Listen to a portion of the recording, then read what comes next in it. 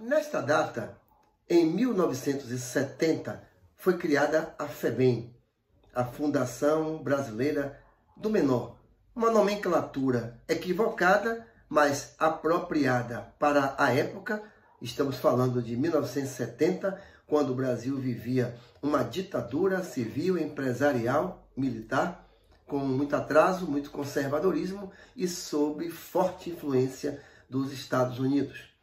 Pois bem, a FEBEM, por conta de atender orientações jurídicas, na verdade funcionava como um depósito imundo de crianças, de jovens, de adolescentes.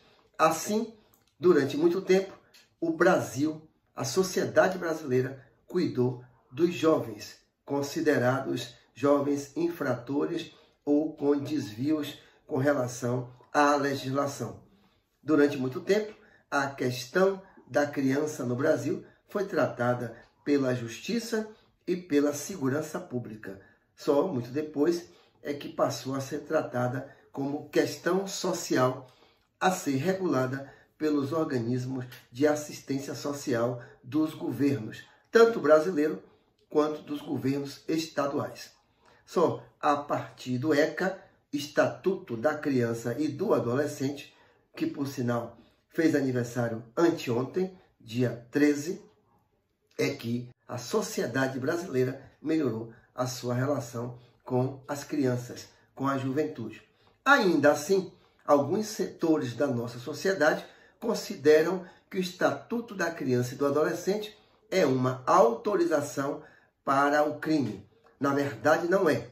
O que nos assusta de vez em quando é episódios envolvendo crianças ou jovens e que têm algo de hediondo, ou quando se é cometido um crime que chama a atenção da sociedade através das divulgações da imprensa.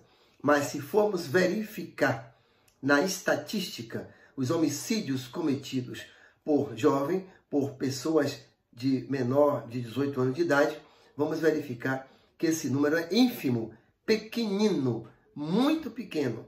Os homicídios no Brasil são realizações dos adultos.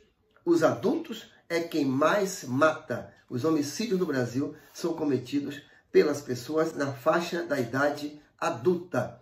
1%, menos de 2%, são os homicídios cometidos por crianças e adolescentes. É evidente que quando acontece um caso, isso assusta. O tratamento com relação à criança e à juventude não é de agora que ele é deficitário. É quando, nas lutas abolicionistas, foi aprovada a Lei do Ventre Livre. A Lei do Ventre Livre era um esforço dos abolicionistas em 1870, que aprovaram essa lei do Visconde de Rio Branco, essa Lei do Ventre Livre, que ela dizia o seguinte: as crianças nascidas de mães escravizadas, elas seriam cuidadas pelos senhores, pelos fazendeiros, os donos dos escravizados, os donos das terras, até os 8 anos de idade, podendo esse fazendeiro cuidar, entre aspas, dessa criança até os 21. É evidente, os fazendeiros, na sua grande maioria, optaram por cuidar até os 21. E sabe por quê? Porque até os 21 anos de idade, eles usavam de forma disfarçada a mão de obra desse jovem que, a rigor, estaria livre do trabalho escravo. A diferença é que, a partir da Lei do Ventre Livre, a Constituição, a abolição, os trabalhos abolicionistas, na verdade, antes da abolição, obrigavam que os fazendeiros tivessem um censo, um registro, uma matrícula. Então, cada criança nascida de mãe escravizada a partir de 1871, estando sob o cuidado do fazendeiro, teria que ser registrada. E com isso, houve uma devassa das fazendas buscando crianças que estavam de forma clandestina sendo utilizadas para o trabalho, que não escravo, mas parecido, muito próximo do trabalho das pessoas escravizadas.